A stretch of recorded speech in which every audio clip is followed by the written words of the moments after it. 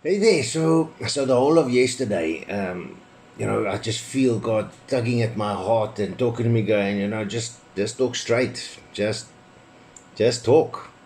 Don't prepare anything this morning. Don't prepare for anything tomorrow morning. Don't prepare anything for today. And I'm up this morning and I'm in the shower and getting ready and stuff. And I'm like still questioning. I'm like, Lord, is there anything in particular that you want me to do? And I just keep feeling, I keep hearing this. I'm just keep hearing, just speak straight.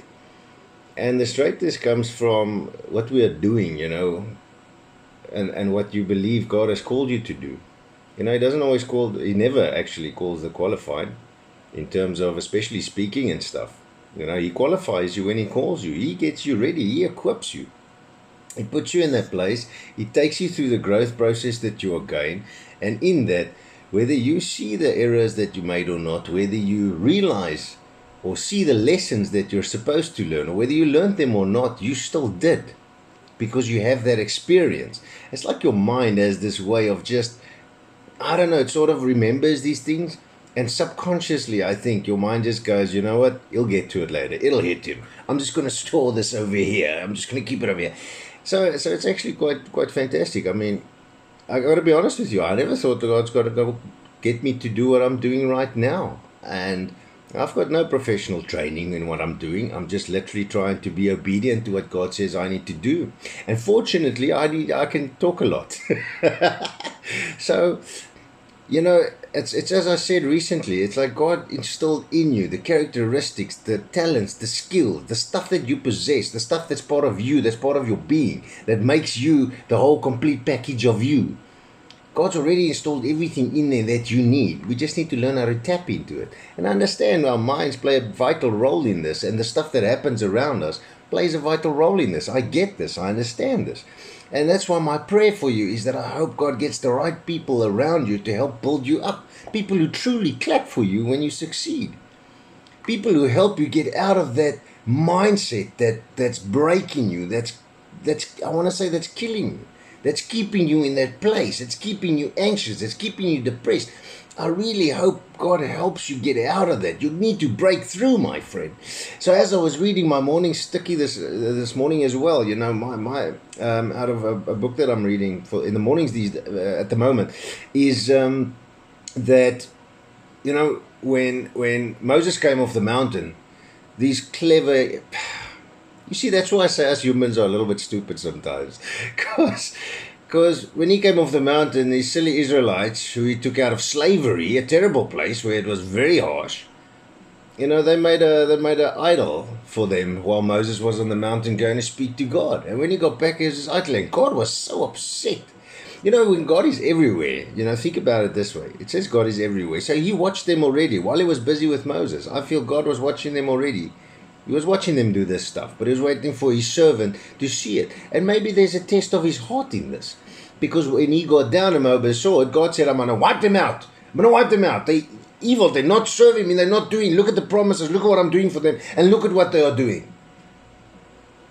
And the interesting thing that stood out for me this morning while reading that, and I've had this before for me, but this it hit a little bit differently this morning. Moses said to God, he said, God, don't wipe them out. In your word you say, your word says, that right there. We we love God and we fear God and we respect God and we live for God because he is almighty. But right there in that moment, Moses reminded God of his word. And that spoke to me saying, God honors his word higher than himself. He's a God of his word. And that there's so many areas actually where the guys throughout the course of the Bible, doesn't matter whether it's Old or New Testament, but throughout the course of the Bible, where people reminded God of their word, of his word. And in that moment of reminding him of his word, God didn't really change his mind. So I feel in those moments, for us as well today, it's good to remind God of his word. Because those are promises that he made. And because he's a God of his word, he'll pitch up for you, my friend. Isaiah 55:11 is really the thing for me that's it's hitting so hard the last while. It's like my theme of the season, if I want to call it that. And that is where God says, my word will not return to me void. It will set out and it will accomplish what it is set out to do. So God's word over your life will come to completion, my friend. The stuff you're going through, God orchestrates everything. That's what we need to get.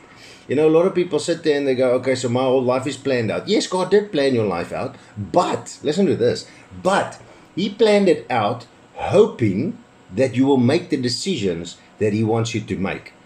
That's the thing of free will. God doesn't control your decision at all. We are influenced, yes. Our decisions we make are influenced by what we watch, by what we hear, by what we pursue, by what we say. But ultimately, we still make up our own minds, we make our own decisions. And God hopes you'll make the decision He wants you to make for His glory, for His kingdom, which inevitably is the best for yourself as well.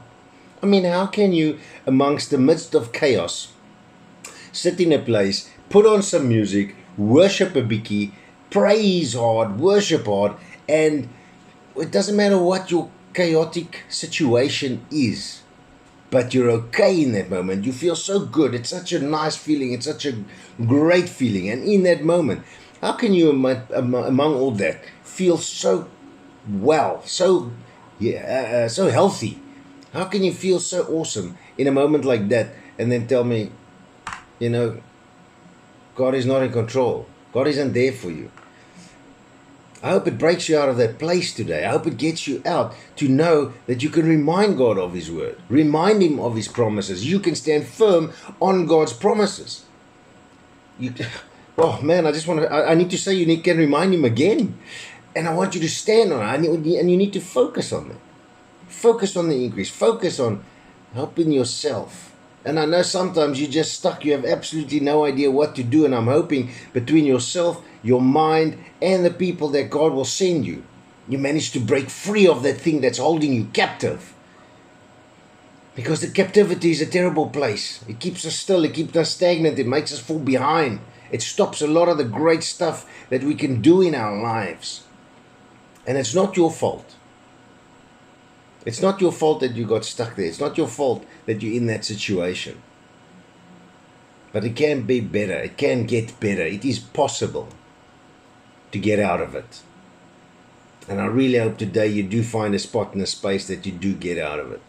Remember that God's word will set out and accomplish what it will set out to accomplish for you, for your life, for your situation. And while you're at it, remember that what you speak speaks life or death. Life or death is in the power of the tongue, as the Bible also says. So try and speak life over yourself, over your situation, over your challenges. Speak life, speak positivity, speak good things over yourself. Speak it. Even if you don't believe it yet, just speak it. Because somewhere in there, eventually, you'll just maybe start believing it.